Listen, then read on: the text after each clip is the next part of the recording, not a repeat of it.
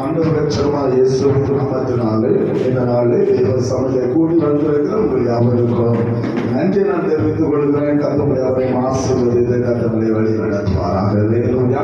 கர்த்தருடைய கிருபை இந்த நாளில் நம்மோடு கூட இருக்கிறபடினாலே ஆண்டவருக்கு நன்றி செலுத்துகிற பிரியமானவர் நாட்கள் அவருடைய கிருபைகளை அதிகமாய் தந்து கர்த்தரை வழி நடத்தும்படியாக தேவ சமூகத்தை அர்ப்பணிப்பாக கர்த்தருடைய காரியங்களை செய்து நடத்துவாராக. கழிந்த நாட்களில் பிரியமானவர்களே, ஆண்டவராய் இயேசு கிறிஸ்து கொடுக்கப்பட்ட அதிகாரம் என்பதை குறித்து நாம் வேதத்தின் மூலமாக அறிந்து கொள்ளுகிற ஒரு பெரிய பாக்கியத்தை கர்த்தர் தந்திருக்கிறபடினாலே ஆண்டவருக்கு நன்றி செலுத்துகிறேன். ஆண்டவராய் இயேசு சொன்ன வானத்தில் பூமியில் சகல அதிகாரம் எனக்கு கொடுக்கப்பட்டிருக்கு என்று சொல்லி அந்த 28வது அதிகாரத்துல கர்த்தர் பயன்படுத்துகிற ஒரு மகிமையான ஒரு வார்த்தை. வானத்தில் பூமியிலும் சகல அதிகாரம் அவருடைய கரத்தில் அது கொடுக்கப்பட்டிருக்கிறது. அந்த அதிகாரம் என்பது சாதாரண ஒரு காரியம் அல்ல. அது இந்த உலகத்தை ஆண்டு நடத்துகிற ஒரு அதிகாரம். அல்லேலூயா. அது சாத்தானுடைய சேனை நிர்மூலமாக்குகிற ஒரு அதிகாரம். அல்லேலூயா. அது நம்முடைய பலவீனங்களை மாற்றி போடுகிற ஒரு அதிகாரம். அல்லேலூயா. அது நம்முடைய ஆசீர்வதிக்கிற ஒரு மகிமையான ஒரு அதிகாரம். என்று சொன்னால் எல்லாம் இயேசுவுக்குள் அடங்கி இருக்கிறது. இந்த முழு உலகமும் அவருக்குள் அது அடங்கி இருக்கிறது. நீங்கள் அறிந்து கொள்ள முடியும். தான் அவருடைய நாமத்தின் அந்த அதிகாரம், அவருடைய நாமத்தின் அந்த வல்லமையை நாம் அதிகமாக நாம் புரிந்து கொள்ளும் போது அந்த மேன்மையான ஆசீர்வாதத்தையும் பெற்றுக்கொள்வது மாத்திரமல்ல, இந்த உலகத்தை ஜெயிக்கிறவர்களாக நீங்கள் மாற முடியும். அந்த நாமத்தை நாம் பயன்படுத்தும் போது, அவருடைய அதிகாரத்தை நாம் பயன்படுத்தும் போது இந்த உலக முச்சத்துருகள் எல்லாம் சொல்லுவாங்க. முச்சத்துருக்கள் எல்லாம் பிசாசு, உலகம் மாமிசம் பிசாசு. உலகம் மாமிசம் பிசாசின் முன்சத்துருக்களை மேற்கொள்ளணும்னு சொன்னா கடைசி நாட்களை நீங்கள் நானும் ஜெயம் எடுத்த பிள்ளைகளாக மாறணும்னு சொன்னா அவருடைய நாமத்தின் அதிகாரத்தை நாம் பயன்படுத்த கற்றுக்கொள்கிறேன். அல்லேலூயா. அவருடைய அதிகாரத்தை நாம் புரிந்து கொள்ளும்போது மாத்திரமே இந்த காரியங்களை நாம் ஜெயப்படுத்த பிள்ளைகளாக மாற முடியும். மாறாக தேவனுடைய ஆசீர்வாதத்தை நாம் சுதந்திரித்துக் கொள்ளுகிற ஒரு பெரிய பாக்கியத்தை நாம் பெற்றுக்கொள்ள முடியும். ஆண்டவராய் இயேசு கிறிஸ்து கொடுக்கப்பட்ட முதல் அதிகாரம் ஏற்கனவே சொல்லி தந்திருக்கிற பாவங்களை மன்னிக்கிற அதிகாரம். அல்லேலூயா. நம்முடைய பாவங்களை மன்னிக்கிற ஒரு பெரிய ஒரு அதிகாரம் மனுஷகுமாரனுடைய கரத்துல அது ஒப்பு கொடுக்கப்பட்டிருக்கிறது. மார்க் 2வது அதிகாரம் 10வது வசனம் அதை நம்ம வெளிப்படுத்துகிறது. பாவங்களை மன்னிக்கிற அதிகாரம் மனுஷகுமாரனுக்கு உண்டு என்பதை நீங்கள் அறிந்து கொள்ள வேண்டும் என்று சொல்லி கர்த்தரை ஒரு கிரியை அவர் நடப்பிக்கிற ஒரு காரியத்தை நீங்கள் அறிந்து கொள்ள முடியும். பிரியமானவர்களே, அது அவருக்கு கொடுக்கப்பட்ட முதல் அதிகாரம். 2வது அதிகாரம் நம்முடைய வியாதிகளை குணமாக்குற ஒரு அதிகாரம் அவருக்கு கொடுக்கப்பட்டிருக்கிறது. அல்லேலூயா. நம்முடைய வியாதிகளிலிருந்து, நம்முடைய நோய்களிலிருந்து நம்மை விடுதலையாக்குற ஒரு பெரிய ஒரு அதிகாரம் அவருக்கு கொடுக்கப்பட்டிருக்கிறது. அந்த அதிகாரம் 3 விதங்களே அது செயல்பட்டு கொண்டிருக்கிறது. அதைத்தான் நீங்கள் புரிந்து கொள்ள வேண்டும். அந்த அதிகாரம் 3 விதத்தை செயல்பட்டு, ஒன்று அவருடைய வார்த்தையினாலே நாம் குணமாக்குகிறோம். அல்லேலூயா.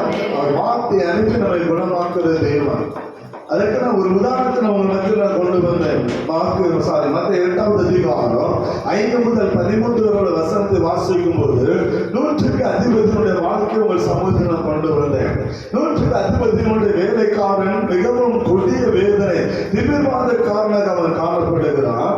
ஆனால் அந்த 100க்கு அதிபதி அன்புள்ளவனாக, அவன் கரிசனை உள்ளவனாக, தன் வேலைக்காரனே அவன் பிரியமானவுள்ள, அவன் பரிவு உள்ளவனாக இருந்தபடினாலே தான் அவன் ஒரு காரியத்தை செய்கிறான். என்ன செய்கிறான்? என்னுடைய வேலைக்காரன் குணமாக வேண்டும். அதுதான் அவருடைய நோக்கமாக இருந்தது. அல்லேலூயா. என்னுடைய வேலைக்காரன் குணமாக வேண்டும் என்னுடைய நோக்கமாக இருந்தது. அந்த நோயை யாராலும் தீர்க்க முடியாத ஒரு வியாதி. எனவே ஆண்டவராய் இயேசு கிறிஸ்துவிடத்தில் அவர் கடந்து போகிறான். கடந்து போகும்போது ஆண்டவர் சொன்ன ஒரே வார்த்தை மத்தேயு 8வது வசனம் சொன்னாரு, நான் வந்து உங்களை குணமாக்க சொன்னார். அல்லேலூயா. நான் மாறேன்னு கத்த சொன்னாரு. அவன் சொன்னா, இல்ல ஆண்டவரே, ஒரே ஒரு வார்த்தை சொன்னா வேலை நினைச்சுவான். ஒரு வார்த்தை போதும். ஏன்னா அவனுடைய வார்த்தையின் வல்லமை அவன் அறிந்து வைத்திருந்தான். அந்த வார்த்தையினுடைய அதிகாரத்தை அவன் புரிந்து வைத்திருந்தான். ஆண்டவருடைய வாயிலிருந்து புறப்படுகிற ஒரு வார்த்தை போதும் அது மேன்மையான ஒரு காரியத்தை செய்யும் என்பதை அவன் அறிந்திருந்தபடினால்தான் அவன் சொன்ன ஒரு வார்த்தை, ஆண்டவரே, என் வீட்டுக்கு வர நான் நீர் என் வீட்டுக்கு வர நான் தங்கிடுவேன் இல்லை, ஆனாலும் ஒரே ஒரு வார்த்தை சொல்லி என் வேலை நினைச்சுவான், சொஸ்தமாவான். வார்த்தையின் வல்லமை. ஆண்டவர் சொன்னா நீ போகலாம் என்று சொல்லி அனுப்பிவிட்டார்.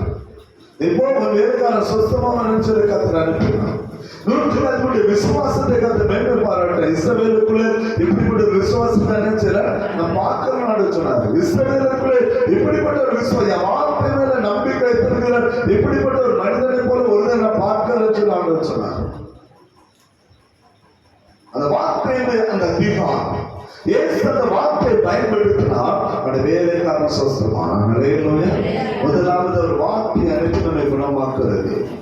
இரண்டாவது அவருடைய நாமம் இயேசுங்கிற நாமத்தினால நமக்கு விடுதலை. அதான் கழிந்த வாரத்தில் உங்களோடு கூட பகிர்ந்து அப்போஸ்தலர் 3வது அதிகாரத்தில் இருந்து 9ஆம் மணி வேளை பேதுரு யோவானும் தேவாலயத்துக்கு போறாங்க. பிறகு சம்பாதியாக இருந்த ஒரு மனிதன் அலங்கார வாசல் பிச்சை எடுத்துக் கொண்டிருக்கிறான். பேதுரு யோவானும் அந்த 9ஆம் மணி வேளை தேவாலயத்துல நுழைகிறதை பார்த்த உடனே அவர்களை பார்த்து பிச்சை கேட்கிறான். பிச்சை கேட்ட ரெண்டு அவனை பார்த்தாங்க. இவனுக்கு ஒரு ஆசை, ஏதாவது தருவாங்கன்னு ஒரு எண்ணம் இருந்துச்சு.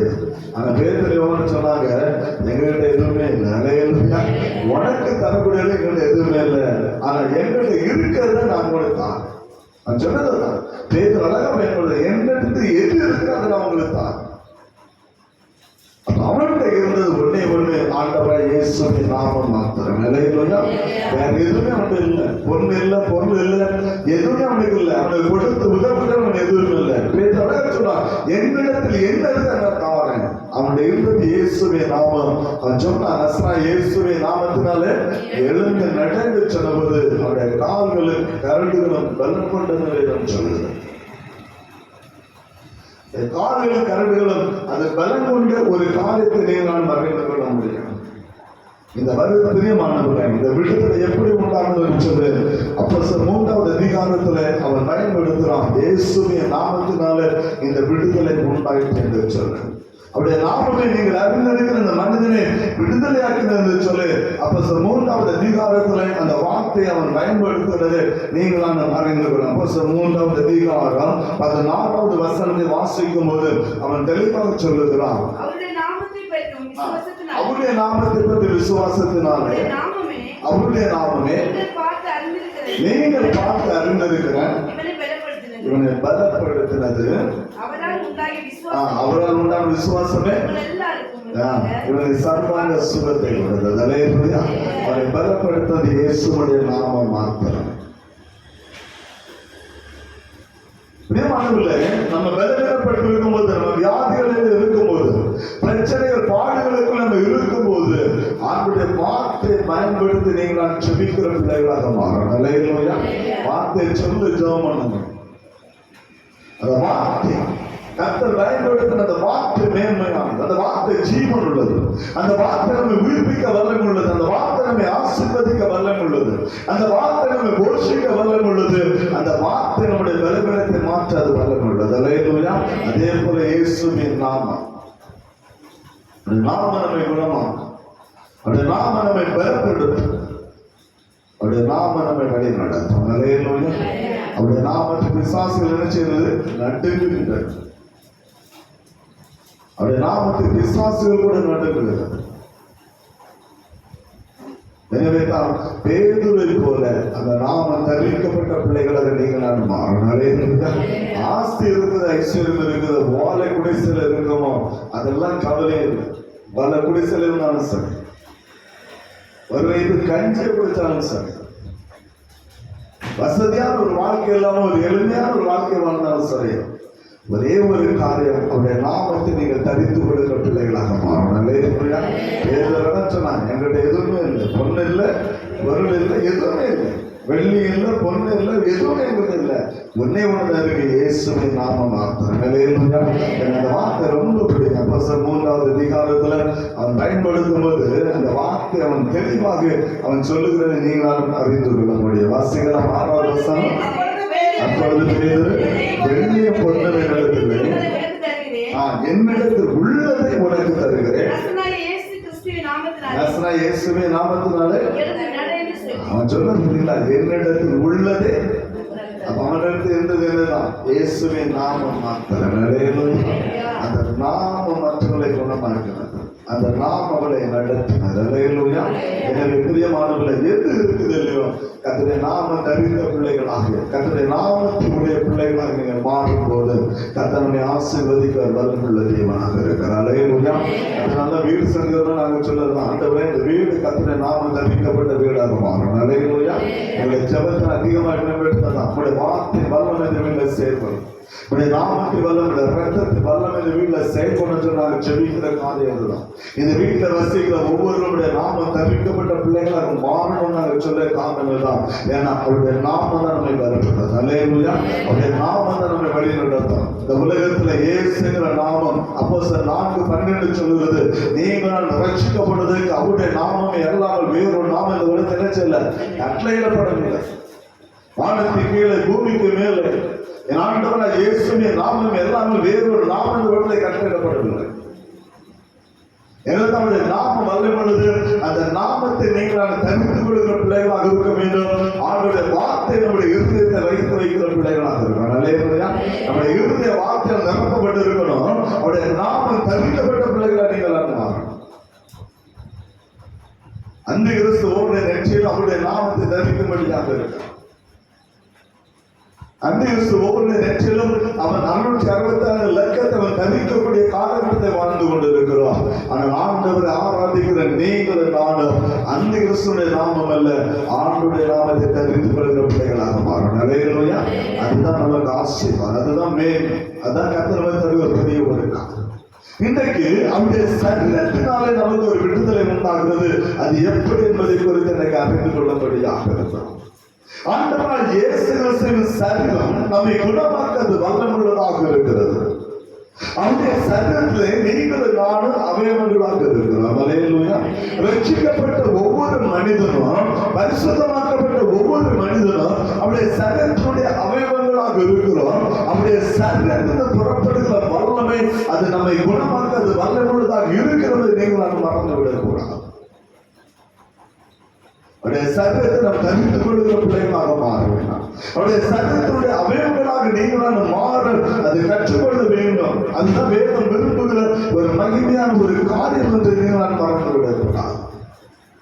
உதாரணம் சொல்வேன் என்று சொன்னால், மார்க் 5வது அதிகாரம் 22-34 வசனத்தை வாசிக்கும் போது அங்கே 12 ஆண்டுகள் பெரும்பாலும் ஒரு ஸ்திரீனுடைய வாழ்க்கை குறித்து வேதம் சொல்கிறது.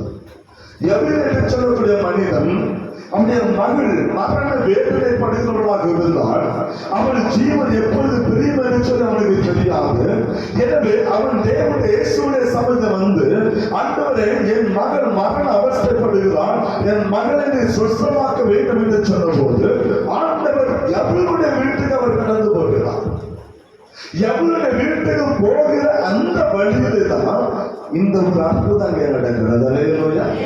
நல்ல புரிந்துக்கணும். எவருடைய வீட்டுக்கு போகிற வழியில தான் 12 ஆண்டுகள் பெரும்பாலான ஸ்திரீ ஆண்டவரை சந்திக்கிறார். அவருடைய வியாதி என்ன தெரியுமா?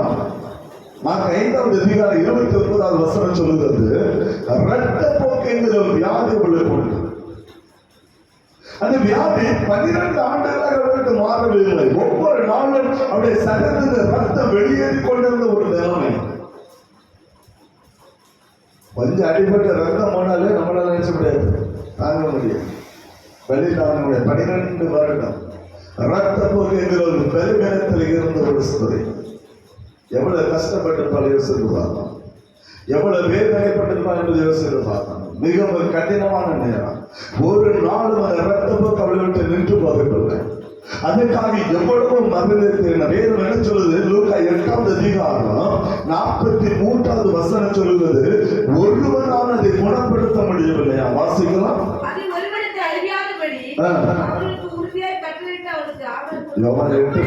லூக்கா 8:43.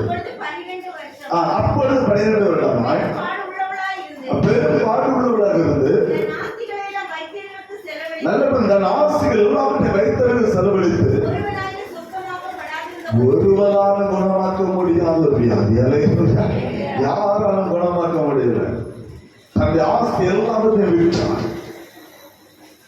வேதம் சொல்லுது, மருத்துவ சிகிச்சை எல்லாவற்றையும் எடுத்தான். மருத்துவ சிகிச்சை எல்லாவற்றையும் எடுத்தான். இந்த வியாதி குணமாக வேண்டும். 12 ஆண்டுகளுடைய சரீரத்திலிருந்து ரத்தம் வெளியேறிக் கொண்டிருக்கிறது. 12 ஆண்டுகளுடைய சரீரம் பலவீனப்பட்டுக் கொண்டிருக்கிறது. அந்த சரீரத்தை எந்த ஒரு முன்னேற்றம் இல்லை. தனக்குள்ள எல்லாவற்றையும் விட்டார். வீட்டை விட்டார், தனக்கு இந்த நிலத்தை விட்டார், எல்லாவற்றையும் விட்டார். எப்படியாவது எனக்கு ஒரு சுகம் கிடைக்க வேண்டும், எப்படியாவது எனக்கு ஒரு விடுதலை கிடைக்க வேண்டும். அவருடைய 12 ஆண்டுகளுடைய ஏக்கம் அதுதான். எப்படியாவது எனக்கு ஒரு சுகம் கிடைக்க, இந்த பாடுகள் வந்து இந்த பலவீனத்தில் எனக்கு ஒரு விடுதலை கிடைக்க வேண்டும். அந்த ஒரு நோக்கத்தோடு எல்லாவற்றையும் விட்டு மருந்து விட்டார். மருத்துவ சிகிச்சை எல்லாம் எடுத்தார். யாராலே அந்த வியாதியை குணமாக்க முடியவில்லை. மார்க் 5:26 சொல்லுது, எல்லாவற்றையும் இழந்து போனார். யோசித்து பார்க்கிறேன். சில வேலை நம்ம வீடுல சில பலவீனங்கள், சில பாடு வந்து நம்ம நிலைமையா எப்படியாவது பிள்ளை நினைச்சணும் உழைச்சணும், எப்படியாவது காண உழைச்சேன், மனைவி உழைச்சணும். எது எனக்கு தேவை இல்லை.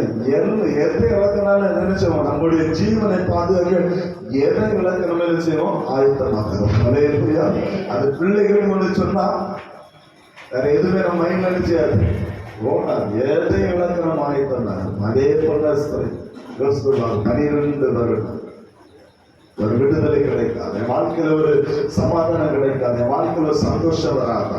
ஒவ்வொரு நாளும் தூக்க முடியல, படுத்த அகத்த போக்கு, நின்று அகத்த போக்கு, நடந்த அகத்த போக்கு, மிகவும் பலவீனப்பட்ட ஒரு ஸ்திரீ.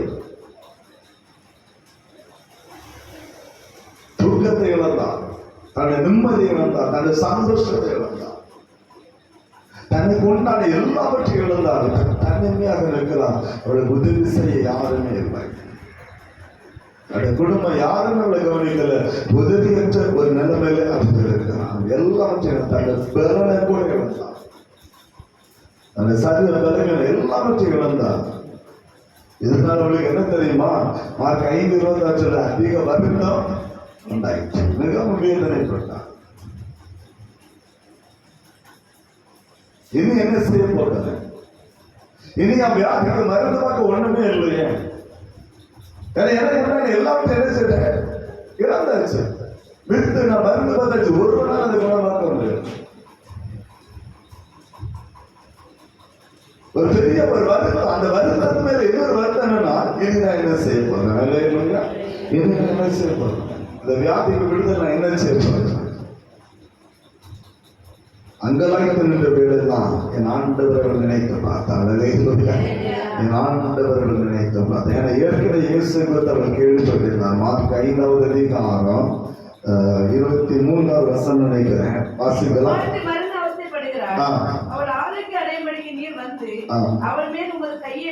மார்க் 5:23. கேள்விப்பட்டு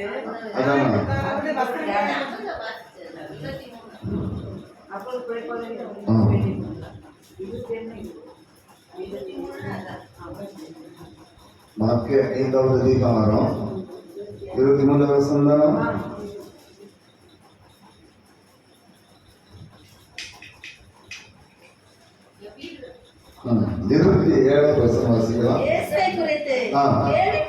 இயேசுவை குறித்து கேள்விப்பட்டு நான் அவருடைய வஸ்திரங்களை ஆகிலும் தொட்டால் சொந்தமாக என்று சொல்லி போனோம். இயேசுவை குறித்து அவள் கேள்விப்பட்டிருந்தார். ஆண்டவரை குறித்து அவள் கேள்விப்பட்டிருந்தார். அவர் அற்புதங்களை அடையாமல் செய்கிறோம் என்பதை அவர்கள் அறிந்திருந்தார். அவரால் மட்டுமே வியாதியை குணமாக்க முடியும் என்கிற எண்ணம் அவளுக்குள்ள உருவாயிற்று. எல்லாவற்றையும் நம்மளும் நினைக்கப்படுதோம். ஒரு பலவீனம் வந்தா என்ன செய்ய மாட்டோம்? ஆஸ்பத்திரி போகணும். அதான் நம்பிக்கை. ஆஸ்பத்திரி போகணும், மருந்து எடுக்கணும்.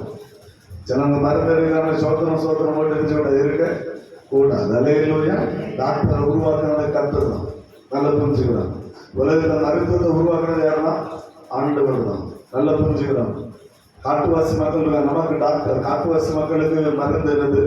மூலிகை. அலையிலோயா அந்த காட்டுவாசிகளை யாருமே போக மாட்டாங்க. அந்த மூலிகை அங்க மூலிகை தான் பயன்படுத்துவாங்க. மூலிகை மூலமா தான் அவங்களுக்கு பிழைப்பு. ஒரு காய்ச்சல் வந்தா மூலிகை, எது வந்தாலும் சரி மூலிகை. இந்த மூலிகை படைத்தது யாரு? மாற்று உருவாக்குறது என்னது? மூலிகைகள், பாம்புடைய விஷம். நம்ம டேப்லெட்ல பாம்புடைய விஷமும் உண்டு. அது ஒரு குறிப்பிட்ட அளவு சேர்த்துருப்பாங்க. அவ்வளவு மருந்து தன்மை ஒவ்வொரு இடத்துல அந்த அளவுக்கு வச்சுன்னா அமிர்தமும் அளவுக்கு மிஞ்சினாதான் எல்லாம் நினைச்சு அது ஒரு அளவு உண்டு. அந்த அளவுக்கு எடுத்து அதை பயன்படுத்தி கர்த்தர் உருவாக்குற மூலிகை, அந்த மெடிக்கல், அந்த வீரம் தான் உருவாக்கப்படுதான் மருந்து. அதையிலா அதை பயன்படுத்த கற்றுக்கணும். நினைவுதான் மருந்து எடுக்க மாட்டாங்க, ஆண்டவர் மட்டும் சொல்லி போயிட்டு இருப்பாங்க. அப்படி இல்லை, கர்த்தர் விடுதலை கொடுக்கிற தெய்வம் தான். ஆனால் மருந்து எடுக்கக்கூடிய கடமை நமக்கு உண்டு. எல்லாம் செய்வோம், ஆனா ஆண்டவர் மட்டும் நினைச்ச மாட்டோம். சோதனம் போட்டு பேசாம இருக்கும். ஆஸ்பத்திரியில பார்த்தா ஏதாவது ஐசியூல இருந்தாலும் அந்த இடத்துல சோதனம் போட்டே இருக்கும். ஒரு ஆபரேஷன் அந்த இடத்துல சோதனம் போட்டே இருக்கும். மனநாள் போயிட்டு ஆஸ்பத்திரி ஜோமிட்டு இருக்கோமா? மனநாள் போயிட்டு ஜோமிட்டு இருக்கோமா? ஒரு பலவீன ஒரு பாடல் வரும்போது நல்லா புரிஞ்சுக்கணும், கர்த்தரை ஒரு நாள் விட்டு விடக்கூடாது. அதே இவன் எல்லாத்தையும் இழந்த பிற்பாடு யாருக்கு ஞாபகம் வந்து இயேசுடைய ஞாபகம் வந்து, அதுவெல்லாம் அவளுக்கு ஞாபகம் இல்லை. அந்த நம்பிக்கை என்ன? எப்படியாவது நமக்கு விடுதலை வந்துடும். மக்கள் டாக்டரை பார்க்குற எல்லாத்தையும் பார்க்குற விடுதலை வந்துடும். எல்லாத்தையும் விட்டா, எல்லாத்தையும் கொடுத்தா ஒரு விடுதலை உண்டாங்க. இனி என்ன செய்வது? அங்கலாய்த்து தனித்து நிற்கிறவெல்லாம் என்ன மாண்டர் நோக்கி போனது. அப்பதான் இயேசுவை நினைத்து பார்த்தான். இயேசு கேள்விப்பட்ட அவன் ஒரு எண்ணம் அவளுக்கு அந்த என்ன தெரியுமா? அப்படி வஸ்திரத்தை தொட்டாக எனக்கு ஒரு விடுதலை உண்டாகும் என்கிற விசுவாசம். அவர் பார்த்து சொன்னாங்க, அவருடைய வஸ்திரத்தை தொட்டாங்க. அவருடைய நம்பிக்கை இருந்தான். அப்படியே சரீரத்தை தொட்டாலே போது எனக்கு விடுதலை உண்டாகிறான். அவருடைய சரீரத்தை தொட்டாலே போது எனக்கு விடுதலை உண்டாயிருவாங்க. அவருடைய எண்ணமாக இருந்தது. அவருடைய வஸ்திரம் அது தொட்டால் விடுதலை. ஏன்னா வஸ்திரமுடைய சரீரத்தில் இருக்கிற யூதர்கள் என்ன தெரியுமா? வேதம் சொல்லுது, இயேசுடைய ஆடை கையில் தையல் இல்லாத ஒரு ஆடை. மேல நிற்கிறது ஒரே அங்கிதான். மேல நிற்கிறது ஒரே அங்கி. யூதருடைய அங்கி அப்படிதான் இருக்கும். எனவே தான் அந்த சரீரத்தை தொடர்பெல்லாம் அந்த வஸ்திரத்தையாக தொட்ட எனக்கு குணமாகுமே என்ற ஒரு நம்பிக்கை, ஒரு விசுவாசம் அவளுக்குள்ளே வந்த ஒரு காரியத்தை நீங்கள் அறிந்தவர்களாக. அந்த மார்க் 5:22 என்ன சொல்லுதுமா? இயேசுக்கு பின்னாலே வந்து இயேசு என்ன செய்தானா? அவர் தொட்டான். மார்க் 5:28 வாசிக்கலாம். ஜனக்கூட்டத்துக்குள்ளே அவருக்கு பின்னால் வந்து, ஏன் பின்னால் வந்து தொட்டான்? ஏன் முன்னால் வந்து தொட முடியல? இயேசு முன்னாலும் போறாரு, ஜனக்கூட்டம் அதிகமாக இருக்குது. ஒரு பெரிய கூட்டம். இயேசு எங்க போறாரு? இயேசு எங்க போறாரு? யவீனுடைய வீட்டுக்கு போறாரு. அல்லேலூயா. யவீனுடைய மகளை குணமாக்க போயிட்டு இருக்கிறார். அவனை பார்த்த நிறைய பேர் அவருக்கு பின்னால் போயிட்டு இருக்காங்க. பெரிய ஜனக்கூட்டம். இயேசுவை பார்க்க முடியாத ஒரு பெரிய பிரதான கூட்டம் அவருக்கு பின்னால் போயிட்டு இருக்குது. இவர் இயேசுடைய பின்னாலே போய் அந்த வஸ்திரத்தை தொட்டார். காரணம் என்ன தெரியுமா? இந்த ரபிமார்களை பெண்கள் நினைச்சு கூடாது, தொடக்கூடாது. ரபினா போதகர். ரபின்னு சொன்னா போதகர். ரபிமார்களை போதகர்களை பெண்கள் நினைச்சு கூடாது, தொட கூடாது. யூதர்கள் கூடி இருக்கிற, யூத ஆண்கள் கூடி இருக்கிற இடத்துல பெண்கள் நினைச்சு கூடாது, வரக்கூடாது. அதான் நெகுல சட்டம். அதுதான் முஸ்லிம் மக்கள் நினைச்சுவாங்க, அதை கடைபிடிப்பாங்க. பாத்தீங்கன்னா வீட்டுக்குள்ள இருந்தாலும் வீட்டோட நினைச்சு பண்ணாங்க. இப்ப எல்லாம் வெளியே வந்துட்டாங்க. ஒரு காலத்துல வீட்டுக்குள்ள இருந்தா வீட்டோட வெளியே நினைச்சு பண்ணாங்க, வர மாட்டாங்க. கிச்சன், பெட்ரூம், அதோட அவங்க வேலை முடிச்சு. நல்லா புரிஞ்சுக்கணும். நாற்பத்தி வேலை செய்யும்போது, ஊழியம் செய்யும்போது அதான் நடந்துச்சு. சில முஸ்லிம் நண்பர்லாம் உண்டு, அவங்களை பார்க்க வீட்டுக்கு போவோம். வீட்டுக்கு போனா ஒரு சத்தம் மட்டும் வரும். மனைவி பேர் சொல்லி டீயை போட்டு ஒரு சத்தம் மட்டும் வரும். அது பெண்கள் அதை பார்க்க முடியாது, ஆண்களை மட்டும் பார்த்து பேச முடியும். அந்த டீ போட்ட உடனே கிச்சன்ல சவுண்ட் ரெடி ஆகிட்டு வரும். அவங்க இவர் தான் போய் எடுத்துட்டு வருவார். பெண்கள் முன்னே நினைச்சு விடாது. வரக்கூடாது. ஆண்கள் நடுவில் பெண்கள் வரக்கூடாது. இது யூதருடைய சட்டம். எனவே தான் இவர் யூதருடைய சட்டத்துக்கு பயந்தார். ஏன்னா ரவிமான்ல தொட்டா கல்லு நிறைஞ்சிடும், கொலை செய்யும். அதான் சட்டமாக்கணும். ரவிமார்கள் இருக்கக்கூடிய போதல் இருக்கக்கூடிய இடத்துல பெண்கள் வரக்கூடாது. அப்படிப்பட்ட சட்டம் யூதர்களுக்குள்ள இருந்தபடினால்தான் இந்த பெண்கள் வாழ்றதுக்கு அவங்க வரக்கூடாது. அதனால இன்னைக்கு 6 மணி நேரத்தில் பார்க்க முடியும். பெண்கள் ஆலயத்தை வச்சுவிட போக முடியாது. இன்னைக்கு முஸ்லிம் பள்ளிகளுக்குள்ள பெண்கள் வச்சுவிட போக முடியாது. அவங்களுக்கு ஒரு தனி இடம் உண்டு. அந்த இடத்துல தான் அவங்க பள்ளிக்கு போனா அவங்க எல்லாம் வணங்கி வர முடியும். ஆண்கள் இருக்கக்கூடிய இடத்துல வச்சு முடியாது, பெண்கள் வச்ச முடியாது, போக முடியாது. இன்னைக்கு அது பழைய சட்டம், மோசடி நியாயப்பிரமாணம். அந்த பிரகாரத்துக்குள்ள ஆண்கள் மட்டும்தான் உள்ள நுழையணும், பெண்கள் உள்ள நினைச்சக்கூடாது, போக கூடாது. அப்படிப்பட்ட சட்டங்கள் எனக்கு இருந்தது. அது நம்ம இவர் வேத பிரமாணத்தின்படி, நியாய பிரமாணத்தின்படி இவர் ஒதுக்கப்பட்டவர், தீர்க்கப்பட்டவர், விலக்கப்பட்டவர். லேவியராகமத்தின் புத்தகம் 15வது அதிகாரம் வாசிக்கலாம். லேவியராகமம் 15வது அதிகாரம் 25வது வசனம் வாசிக்கலாம். லேவியராகமம் 15வது அதிகாரம் 25வது வசனம். ஒரு ஸ்திரீ விலகி இருக்க வேண்டிய காலம் அல்லாமலும், ஒரு ஸ்திரீ விலகி இருக்க வேண்டிய காலமே அல்லாமல், அவளுடைய உதரம் அநேக நாள் ஊறிக்கொண்டிருந்தால், அல்லது அவளுடைய இரத்தப்போக்கு அநேக நாள் இருக்குமானால், அல்லது அந்த காலத்துக்கு மிஞ்சி, அல்லது அந்த காலத்துக்கு மிஞ்சி கண்டிருக்கும் நாளெல்லாம் ஊறிக்கொண்டிருந்தால், தன் விலக்கத்தின் நாட்களில் இருந்து இருந்தது போல அவள் தீர்க்கப்பட்டவள். இந்த இரத்தப்போக்குங்கிற வியாதி பிரியமானவர்களே ஒரு பெண்ணுக்குள்ள இருக்குமானால், அது ஊறிக்கொண்டிருக்குமானால், அந்த டைமுக்கு அது முடியாமல் அந்த இரத்தப்போக்கு வந்து கொண்டிருக்குமானால், வேதம் சொல்ல அவள் தீர்க்கப்பட்டவள், அவள் விலக்கப்பட்டவள். அதான் பழைய பாட்டு சட்டம். அப்போ நியாய பிரமாணத்தின்படி இந்த ஸ்திரீ விலக்கப்பட்டவள். இரத்தப்போக்கு வியாதி 12 ஆண்டுகள் இருக்கிறது. இவள் தீர்க்கப்பட்டவள் என்று சொல்லி வேதம் அவளுக்கு முத்திரை கொள்ளுகிறது. நியாயப்பிரமாணம் அவளை ஒதுக்கி வைக்கிறது. அவள் தீர்க்கப்பட்டவள், விலக்கப்பட்டவள், அவளுக்கு எதுவுமே செய்யக்கூடாது. அவள் இயேசுவின் சமூகத்தில் வரக்கூடாது. நியாயப்பிரமாணத்தின்படி. ஆனா கிருபை பிரமாணம் அவளை விடுதலையாக்கினது. அல்லேலூயா. உற்சாகம் சொல்ல அல்லேலூயா. கிருபை பிரமாணம் அவளை விடுதலையாக்கினது. அவள் இயேசுவை விசுவாசித்தார். எனவே தான் இயேசுவுக்கு பின்னாலே அவளை தொட்ட போது வேதம் சொல்லுவது அவருடைய சரீரத்திலிருந்து வல்லமை புறப்பட்டது.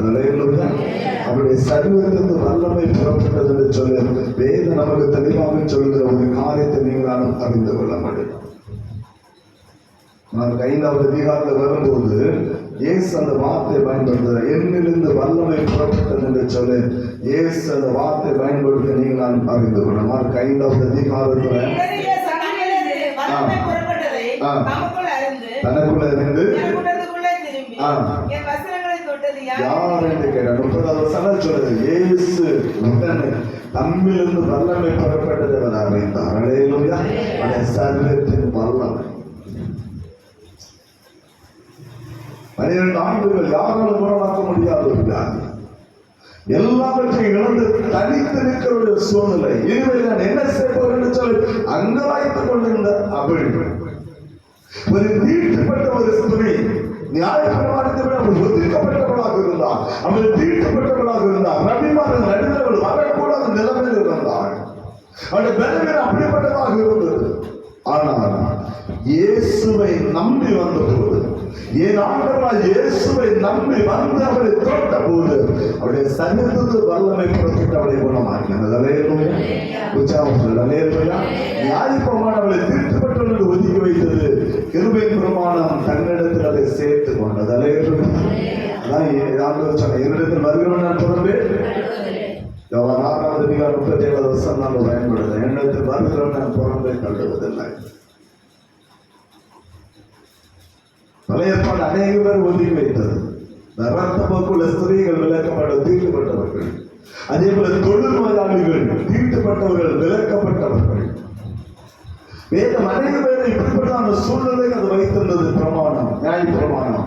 ஆனா கிருபை பிரமாணம் அது விடுதலின் பிரமாணம். அல்லேலூயா. அது இயேசுவால் உண்டான பிரமாணம். அல்லேலூயா. அது கிருபையினால சத்தியதான் நிரப்பப்பட்ட ஒரு பிரமாணம். அல்லேலூயா. இயேசுவிடத்தில் வந்தபோது விடுதலை உண்டானது. அல்லேலூயா. அவருடைய சரீரத்தில் வல்லமை புறப்பட்டது. அவருடைய விசுவாசம், அவருடைய வஸ்திரத்தை தொட்டால் எனக்கு விடுதலை உண்டாகும் என்கிற ஒரு அந்த வல்லமை புறப்பட்டது. இந்த இவள் மட்டும் அந்த விடுதலை பெற்றுக் கொண்டாளா? பைபிள்ல ஆண்டவரை தொட்டு இவள் மட்டும் அந்த விடுதலை பெற்றுக் கொண்டாளா? இல்லை, நிறைய பேர் அந்த விடுதலை பெற்றுக் கொண்டார்கள்.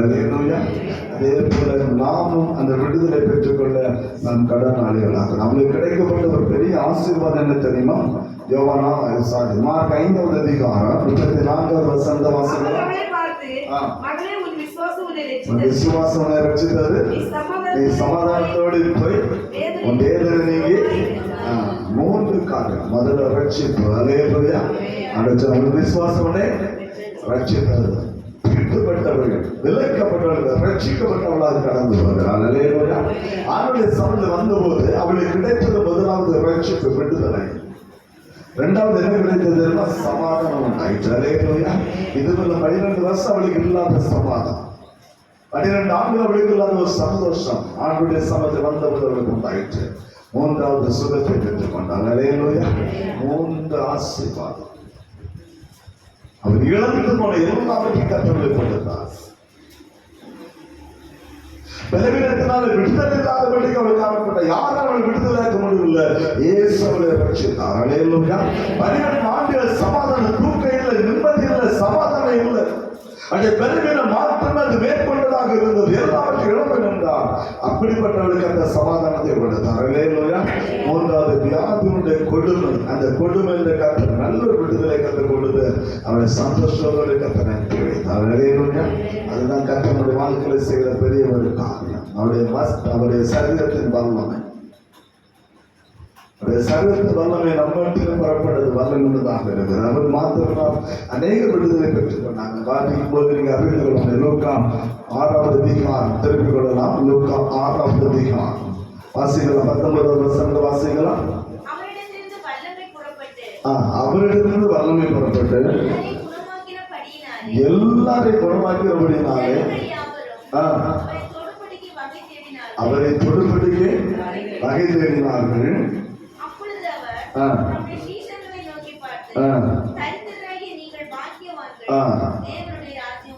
அழகாக இருந்துச்சு. அவரிடத்திலிருந்து வல்லமை புறப்பட்டு எல்லாரையும் குணமாக்கி அப்படின்னால ஜனங்கள் யாரும் அவரை தொடுபடி கிடைச்சாங்க.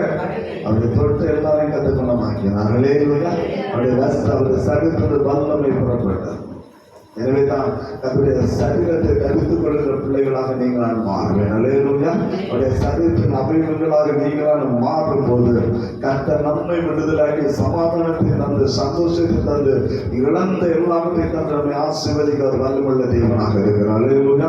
அவருடைய சரீரத்தின் வல்லமை, அவருடைய சரீரத்தில் புறப்படுகிற வல்லமை, இப்படிப்பட்ட அந்த காரியங்களை செய்ய அது வல்லமுள்ளதாக. அதோடு விட்டுவிடல. வேதம் நினைச்சது மத்திய 14வது அதிகாரம் 36வது வசனத்தை வாசிக்கலாம்.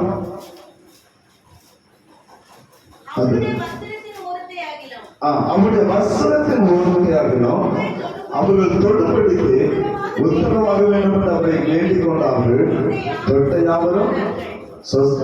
யாவரும் சொஸ்தமானார்கள். அல்லேலூயா. இந்த 12 ஆண்டுகள் பெரும்பாலும் ஸ்திரீ மாத்திரமல்ல, அவரை தொட்ட எல்லாரும் விடுதலையாக்கப்பட்டார்கள். அல்லேலூயா. அவரை தொட்ட யாவர் மேல் அவருடைய வல்லமை இறங்கினது.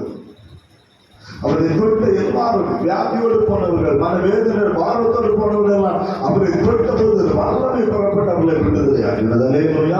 அதே வல்லமை நம்மை விடுதலையாக்க வல்லமை உள்ளதாக இருக்கிறது. நினைக்கலாம், நான் தனித்து விடப்பட்டவளாக இருக்கிறேன், உதவி செய்ய யாருமே இல்லை என்று சொன்னேன்.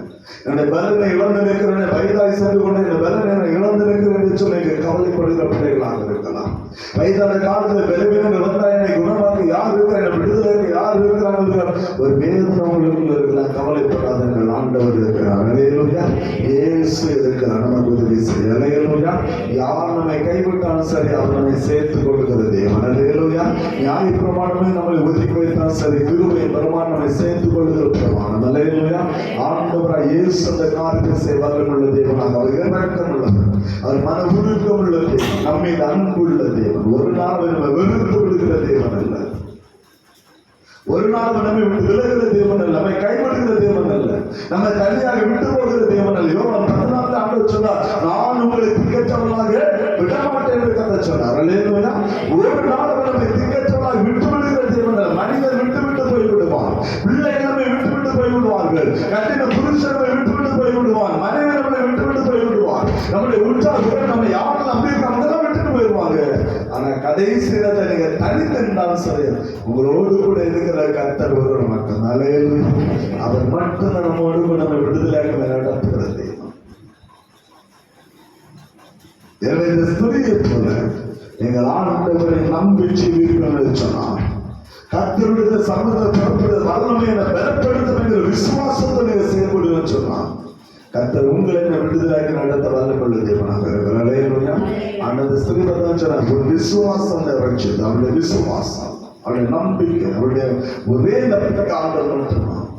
இதுவரை மனுஷன் நம்பினா ஒரு விடுதலையும் இல்லை, தனக்கு உண்டான ஆஸ்தி எல்லாத்தையும் நம்பினான், ஒரு விடுதல் இல்லை. மனுஷன் நான் விடுதல் இல்லை, ஆஸ்திகளை நம்பி நான் விடுதல் இல்லை. இயேசுவை நம்பினால் எல்லாவற்றும் விடுதலை பெற்றவர்களாக சமாதானத்தோடு தன் வீட்டுக்கு போனான். வேதனையோடு வந்தவள் சமாதானத்தோடு கடந்து போகிறார், வேதனையோடு வந்தவள் விடுதலோடு கடந்து போகிறார், கண்ணீரோடு வந்தவள் களிப்போடு கடந்து போகிறார். அதே ஆண்டவர் நம்மை விடுதலையாக்க வல்லமுள்ள தேவனாக இருக்கிறார். அல்லேலூயா. அதே ஆண்டவருடைய வாழ்க்கையில் அற்புதங்களை செய்ய வல்லமுள்ள தேவனாக இருக்கிறார். அல்லேலூயா. அவரை நம்பி நாம் ஜெபிக்கிறோம். அவருடைய சமூக விசுவாசத்தோடு நாம் வரும்போது நம்மை விடுதலையாக்க வல்லமுள்ள தேவனாக இருக்கிறார். ஒரே ஒரு கால தேவ சமத ஜெபம், ஆண்டவரே நம்முடைய சரீரத்தின் அவயவங்களாக நாங்கள் மாறணும். அல்லேலூயா. நம்முடைய சரீர தேவனுடைய ஆலயம், அது ஆவியான வாசம் பண்ணுகிற வாசஸ்தலம். தேவாலயம் மாத்திரமல்ல, ஆவியான வாசம் பண்ணுகிற வாசஸ்தலம். ரோமர்ல வேதம் சொல்லுகிற வேசித்தனத்துக்கு கர்த்தருக்குரியதில்லை சொன்ன. ரோமர்ல அழகாக பவுல் இருந்தான், நம்முடைய சரீரம் வேசித்தனத்துக்குரியதில்லை, அது கர்த்தருக்குரியது சொல்லி அந்த ரோமர் புத்தகத்தை திருப்பிக் கொள்ளும் போது பவுல் தெளிவாக அந்த காரியத்தை அவன் பயன்படுத்த நீங்களும் அறிந்து கொள்ள முடியும். ரோமர் 8வது அதிகாரத்தில் வரும்போது இந்த வேதத்தை வாசித்து அறிந்து கொள்ள முடியும். பரிமாறுகிறார் 8வது அதிகாரம் முழுவதும் வாசித்து பார்க்கும்போது நீங்கள் அங்கே அறிந்து கொள்ள முடியும். நம்முடைய சரீரம் கர்த்தருக்கு உள்ளது, அதை கர்த்தர் வாசம் பண்ணுகிற ஒரு வாசஸ்தலம் என்பது வேதம் நமக்கு தெளிவாக சொல்லுகிற ஒரு காரியத்தை நான் அறிந்து கொள்ள முடியும். அல்லேலூயா. எனக்கு முக்கியமான நம்முடைய சரீரத்தை ஆண்டவருக்காக ஒப்புக் கொடுக்கும் போது, நம்முடைய சரீரத்தை கர்த்தருடைய சபைக்கு அர்ப்பணிக்கும் போது, கர்த்தர் நம்மை வழிநடத்த அவர் வல்லமுள்ள தேவனாக இருக்கிறார். அல்லேலூயா. நம்மையும் அவர் பரிசுத்தமாக்கி நம்மை நடத்துகிறது மாத்திரமல்ல, நம்மை விடுதலையாக்கி அவருடைய சரீரத்துக்கு ஒப்பான சரீரமாக நம்முடைய சரீரத்தை மாற்றி நம்மை வழி நடத்த கர்த்தர் வல்லமுள்ள தேவனாக இருக்கிறார். முக்கியமான அந்த ஸ்திரியை போல விசுவாசத்தோடு நம்பிக்கையோடு அவருடைய சபையை அர்ப்பணிப்போமானால் கர்த்தர் நம்மை ரட்சித்து சமாதானத்தை அனுப்ப கர்த்தர் வல்லமுள்ள தேவனாக இருக்கிறார். அல்லேலூயா. அப்படிப்பட்ட பாக்கியத்தை, அப்படிப்பட்ட கிருபை கர்த்தர் நமக்கு தரும்படியா அவருடைய சபையை அர்ப்பணித்து சொல்லுமா, கர்த்தர் அவரை ஆசீர்வதிப்பாராக. ஆமென். ஜெபம் செய்வோம்.